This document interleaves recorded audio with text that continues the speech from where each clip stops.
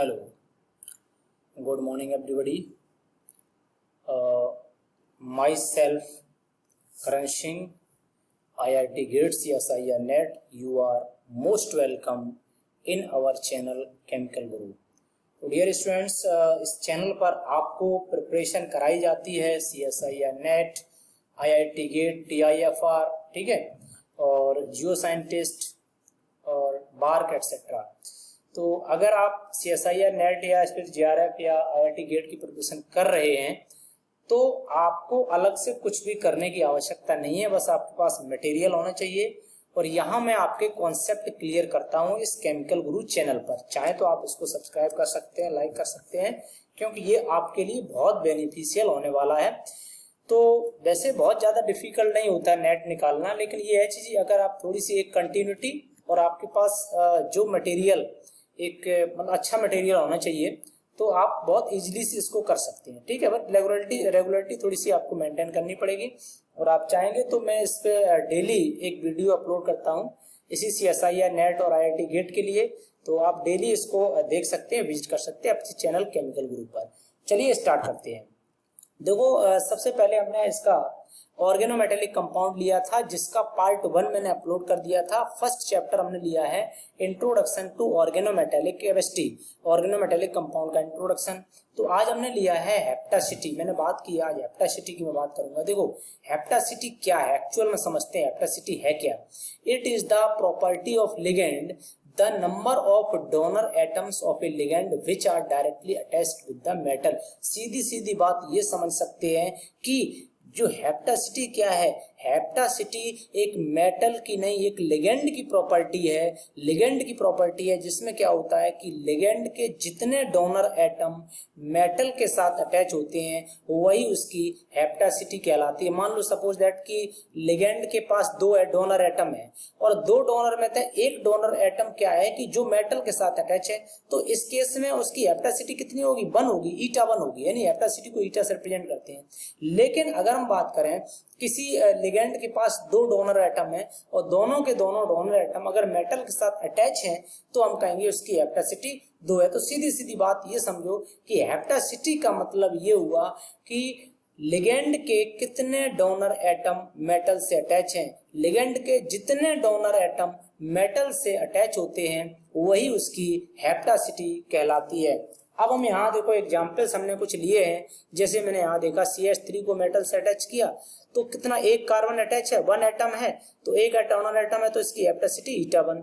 यहाँ पर भी देखो है CH3 CH2 है, लेकिन इसका एक डोनर एटम अटैच है मेटल के साथ, हेप्टासिटी ईटा 1। यहाँ पर क्या है, बेंजीन लिया है लेकिन बेंजीन का एक कार्बन एटम मेटल से अटैच है तो हेप्टासिटी ईटा 1।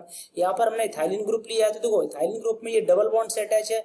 और ध्यान रखना, जब डबल बॉन्ड से मेटल अटैच है तो इसका मतलब है कि मेटल 2 कार्बन एटम से अटैच है। कैसे? देखो यहाँ पर CH2 में डबल बॉन्ड लिया तो ये इस तरह से एक्चुअली में ऐसे डॉट डॉट डॉट करके दोनों कार्बन एटम से मेटल अटैच होता है। तो इस तरह से ना बना करके हम सिंपली ऐसे दिखा देते हैं।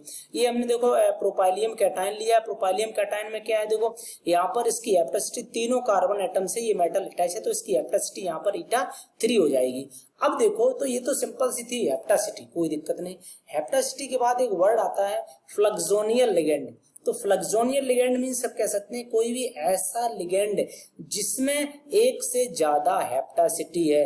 कोई लिगेंड जिसकी हेप्टासिटी किससे ज्यादा हो, एक से ज्यादा, यानी कि 2 से ज्यादा, 2 या 2 से ज्यादा हेप्टासिटी हो तो उसकी हम बोल देते हैं फ्लक्सोनियल लिगेंड्स। जैसे अब यहाँ पर देखो, एक से यहाँ पर इसकी हेप्टासिटी कितनी, ईटा 2 है। तो हमने इसके 2 एग्जाम्पल लिए फ्लक्सोनियल लिगेंड्स के। एक तो एलिल ग्रुप ले लिया, एक हमने ले लिया साइक्लोपेंटाडाइनाइल। CP काफी इंपॉर्टेंट पॉपुलर एग्जाम्पल है।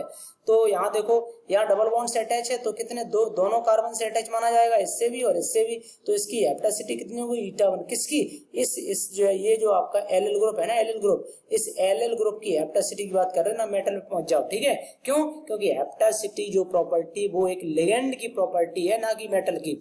अब देखो यहाँ पर ये आपका लगा हुआ मेटल, तो इससे एक सिंगल कार्बन एटम, ये वाला कार्बन एटम अटैच है मेटल से, हेप्टासिटी ईटा 1। यहाँ पर देखो डबल बॉन्ड भी अटैच है और ये कार्बन भी है तो हेप्टासिटी ईटा 3। इसी को हम ऐसे भी रिप्रेजेंट कर सकते हैं, सिंपल एक पूरा एक बॉन्ड लगा करके ईटा 3। अब देखो बात करते हैं साइक्लोपेंटाडाइनाइल में। साइक्लोपेंटाडाइनाइल में क्या है, ये सीपी से रिप्रेजेंट किया जाता है, सीपीबी से बोलते हैं। तो यहाँ पर देखो एक सिंगल कार्बन से मेटल अटैच है, सिंगल कार्बन से, तो हेप्टासिटी ईटा 1। तो देखो यहाँ पर 3 कार्बन डबल ये बॉन्ड लगा हुआ, वो इस तरह से लगा हुआ है, तीनों के तीनों कार्बन मेटल से अटैच है, तो हेप्टासिटी क्या हुई इसकी, ईटा 3। यहाँ पर देखो पूरा सर्कल बना दिया, मतलब 5 के पांचों कार्बन जो है, all 5 carbon are attach to the metal, therefore इसकी हेप्टासिटी ईटा 5। ठीक है, तो ये सब इस तरह से हेप्टासिटी काफी इंपॉर्टेंट टर्म है, देखेंगे जब ओएमसी पढ़ेंगे तो हेप्टासिटी की काफी इंपॉर्टेंट रोल इसका रहता है। अब हम बात कर लेते हैं कि ब्रिजिंग लिगैंड की। अच्छा, ब्रिजिंग लिगैंड क्या है, तो ब्रिजिंग लिगैंड वही है जिनकी हम कह सकते हैं कि हेप्टासिटी 2 या 2 से ज्यादा होगी, तो वही ब्रिजिंग लिगैंड कहलाएंगे। ठीक है, सीधी सी बात है, ए लिगैंड विच कैन ज्वाइन 2 और मोर मेटल्स, एक ऐसा लिगैंड जो अपने साथ 2 या 2 से अधिक मेटल को अटैच कर सकता है, और वो तभी अटैच कर पाएगा जब उसके साथ क्या होगा, 2 या 2 से अधिक डोनर एटम्स होंगे, तो उसको हम बोल देते हैं उसको बोल देते हैं ब्रिजिंग लिगैंड। जैसे एग्जांपल लिया हमने, तो सी डबल बॉन्ड है ना कार्बोनिल, ये जो आपका सीओ जो लिगैंड है, ये ब्रिजिंग लिगैंड है। क्यों, क्योंकि इसके देखो एक मेटल यहाँ अटैच है, एक मेटल यहाँ अटैच है। और जो ब्रिजिंग लिगैंड है, जैसे एक बात सोचो, अगर एक लिगैंड के साथ 2 मेटल एटम जुड़े हुए हैं तो इसको ब्रिजिंग लिगैंड, और ब्रिजिंग कौन सा, म्यू2 ब्रिजिंग है। म्यू2 का मतलब दो मेटल अटैच हैं। यहीं पर अगर एक के साथ 3 मेटल अटैच होते तो हम कह देते हैं, वो क्या कहते हैं उसको, म्यू2। तो इस तरह से 4 होते तो क्या हो जाता है, वो आपका म्यू3। तो इस तरह से, सॉरी 3 होते तो म्यू3, 4 होते तो म्यू4। तो इस तरह से हम ये इसको रिप्रेजेंट कर सकते हैं। अब देखो इसके बाद हमने एक नया टर्म लेते हैं, एक आपको थोड़ा सा मैं बताऊंगा इलेक्ट्रॉन काउंट के बारे में। ठीक है, इलेक्ट्रॉन काउंट के बारे में मैं बताता हूँ कि इलेक्ट्रॉन काउंट कैसे करते हैं, ध्यान से देखना, इलेक्ट्रॉन काउंट। ठीक है, अच्छा, इसके अलावा ऑक्सीडेशन स्टेट आप निकालने जानते ही होंगे। ठीक है, कैसे निकालते हो ऑक्सीडेशन स्टेट वगैरह, क्योंकि वो आप जो है जो नॉर्मल से निकालते थे 11th 12th में जो पढ़ते थे वही है। ठीक है, कंपाउंड के लिए यहाँ हम इलेक्ट्रॉन काउंट की बात करेंगे। ठीक, इलेक्ट्रॉन काउंट, इलेक्ट्रॉन काउंट का मतलब है किसी कंपाउंड में टोटल इलेक्ट्रॉन्स को कैसे निकालेंगे, और वेरी इंपॉर्टेंट टर्म है इलेक्ट्रॉन काउंट। देखो COUNT। ठीक है, अब देखो यहाँ पर इलेक्ट्रॉन काउंट हमने एक एग्जाम्पल ले लिया है। चलो, हमने एग्जाम्पल लिया है ये, और इस एग्जाम्पल का आपको नाम वही बताना पड़ेगा। भाई नाम बहुत पॉपुलर एग्जाम्पल है, जरा सोचिए और बताइए। Fe और Fe के साथ हमने ये लगा दिया, काफी पॉपुलर एग्जाम्पल है, क्योंकि अगर आप ओएमसी पढ़ते हैं तो इसको आपको पढ़ना ही पड़ेगा। क्या होता है इसको बोलते हैं फेरोसीन, है ना। फेरोसीन या एक नाम इसका और होता है, इसको बोलते हैं सैंडविच कंपाउंड भी इसको बोला जाता है, क्योंकि ये सैंडविच की तरह लगता है ना, इसलिए फेरोसीन। ठीक है, अब यहाँ इसका इलेक्ट्रॉन काउंट निकालना है। देखो इलेक्ट्रॉन काउंट के निकालने के लिए 2 मेथड होते हैं। फर्स्ट मेथड हमारे पास होता है ऑक्सीडेशन नंबर मेथड, या हम इसको एक न्यूट्रल मेथड, चलो पहले लेते हैं neutral atom method. First method होता है न्यूट्रल एटम मेथड, है ना, न्यूट्रल एटम मेथड। और सेकंड मेथड हमारे पास होता है ऑक्सीडेशन नंबर मेथड। ठीक है, oxidation number method, oxidation number और ये मेथड। अब देखो, लेकिन ध्यान रखना इसमें डिफरेंस क्या होता है वो बता दूंगा मैं। इसमें जो न्यूट्रल मेथड है ना, इसको आप ज्यादातर यूज करना, क्योंकि तो ये क्वेश्चन आपका गलत होने का चांस नहीं रहता है। अब हम एक एक करके दोनों मेथड से इस एग्जाम्पल को सॉल्व कर लेते हैं। पहले हमने मान लो न्यूट्रल एटम मेथड लिया, तो न्यूट्रल में क्या होता है, तो न्यूट्रल में बॉन्ड को आप यहाँ से कट करेंगे, यानी कि जो इसने इलेक्ट्रॉन दिया था वो इसका यहाँ से कट करेंगे और यहाँ से बॉन्ड कट करेंगे। तो ये कितने, जो CP है ना, ये 5 इलेक्ट्रॉन का कंट्रीब्यूशन करता है, और ये भी 5 इलेक्ट्रॉन का कंट्रीब्यूशन करेगा। आयरन में टोटल डी इलेक्ट्रॉन्स कितने होते हैं, D8 होते हैं, क्योंकि S के 2 इलेक्ट्रॉन्स भी D में आ जाते हैं OMC के अंदर। तो अब टोटल अगर हम न्यूट्रल मेथड से करेंगे इसका इलेक्ट्रॉन काउंट यानी हम काउंट कर रहे हैं कि इसमें कितने इलेक्ट्रॉन्स हैं न्यूट्रल मेथड से। ठीक है, ये मैं लिख देता हूँ कौन से मेथड से है, न्यूट्रल मेथड से मैं इलेक्ट्रॉन काउंट कर रहा हूँ। तो यहाँ पर देखो आयरन के हो जाएंगे कितने, 6 2 8, 8 प्लस 5 प्लस 5, टोटल कितने हो गए 18 इलेक्ट्रॉन। अगर मैं यहीं पर इसको कैसे करूं, मैं सपोज दैट करता हूं इसको उसका ले कौन सी मेथड से, हाँ ऑक्सीडेशन नंबर मेथड से। तो ऑक्सीडेशन नंबर मेथड्स में इसकी जो बॉन्डिंग ब्रेक होती है वो इस तरह से होता है, यानी कि 1 इलेक्ट्रॉन ये एक्स्ट्रा ले लेता है, ये इस तरह से इलेक्ट्रॉन लेता है एक, ये क्योंकि तभी तो ऑक्सीडेशन स्टेट निकलेगी। यहाँ पर ये बॉन्ड हुआ तो इसके पास एक इलेक्ट्रॉन एक्स्ट्रा आ जाता है।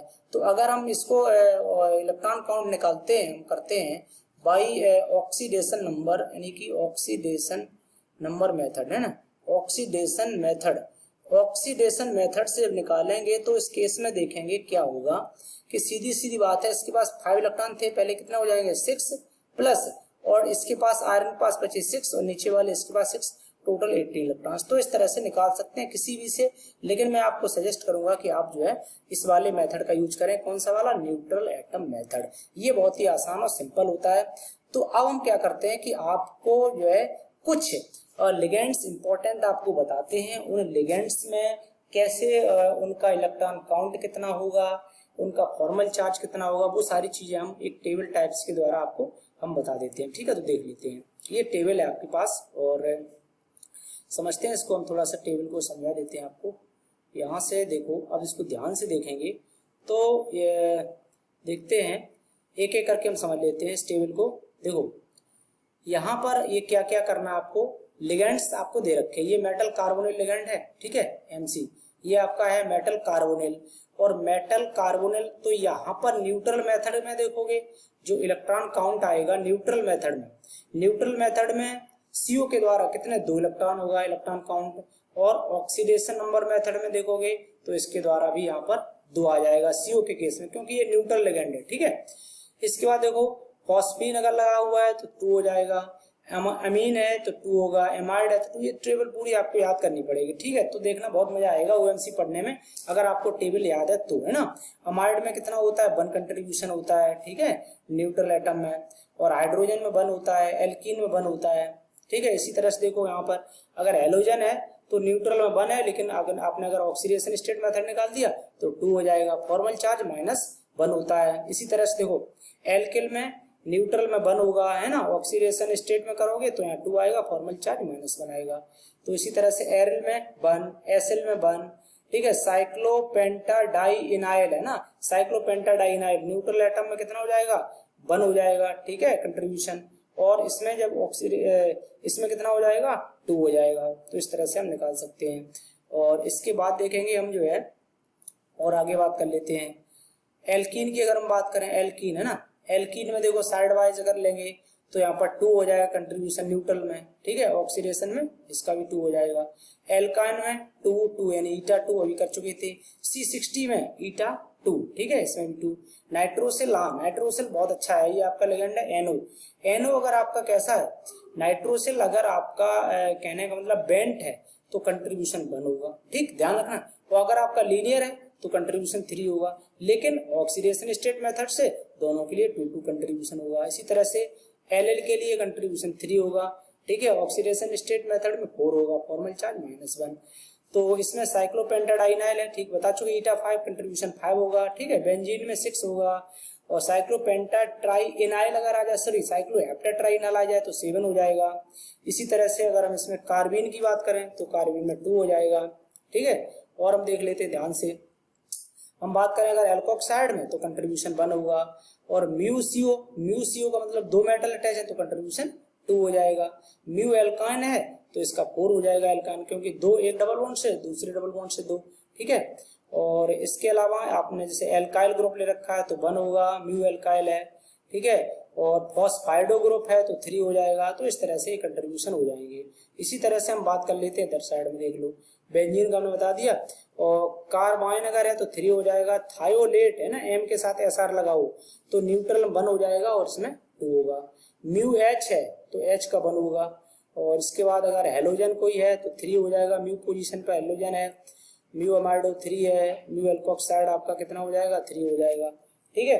तो ये सारी चीजें हैं और इनको आप बहुत ही मतलब कह सकते हैं बिना प्रॉब्लम के आराम से निकाल सकते हैं, कोई दिक्कत नहीं। तो चाहे तो इसका स्क्रीनशॉट भी आप ले सकते हैं, नो प्रॉब्लम। तो इसके बाद फिर जो है अब ठीक है, मैं फिर इतना ही रखता हूँ। आगे कुछ न्यूमेरिकल्स प्रॉब्लम्स हैं, अभी मैं 18 इलेक्ट्रॉन रूल पढ़ाऊंगा अगले वीडियो में। तो ये हमारा पार्ट 2 था, ठीक है।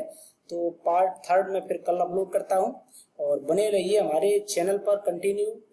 तो डेफिनेटली आप मानिए कि जो है CSI या नेट IIT गेट आपका डेफिनेटली क्वालिफाइड हो जाएगा अगर आप रेगुलर रहते हैं तो, ठीक है।